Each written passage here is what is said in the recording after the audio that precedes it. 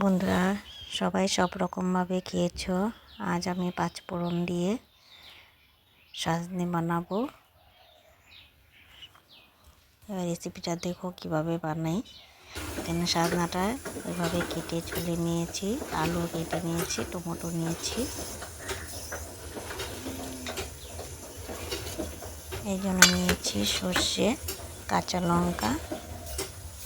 যে যেরকম ঝাল খায় সেরকমই ঝাল দেবে। আমি বেশি ঝাল দিইনি। এখানে অল্প নুন দিয়ে দিয়েছি। এখন এটা পেস্ট করে নেব।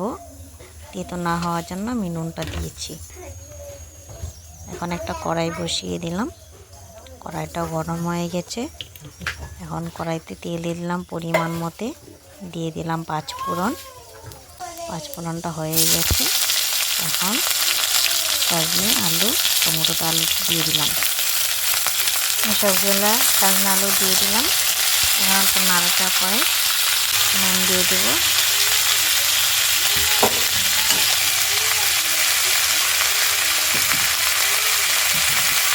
দিয়ে দিলাম হলুদ গুঁড়ো, পরিমাণ মতো হলুদ দিয়ে দিয়েছি। এখন একটু ভালো করে নাড়াচাড়া করে অল্প ভেজে নেব সাজনা আলুটা। ঢাকনা দিয়ে ঢেকে দিয়েছিলাম, নাড়াচাড়া করে নাড়াচাড়া করে দিচ্ছি। সাজনাটা আলুটা সিদ্ধ হয়ে গেছে।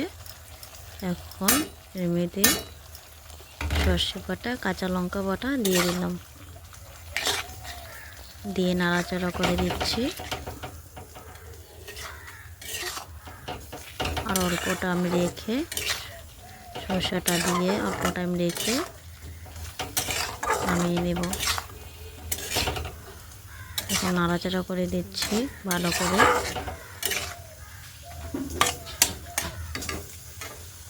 এখন এর মধ্যে অল্প চিনি দিয়ে দেব নামানোর আগে, দিয়ে নামিয়ে নেব।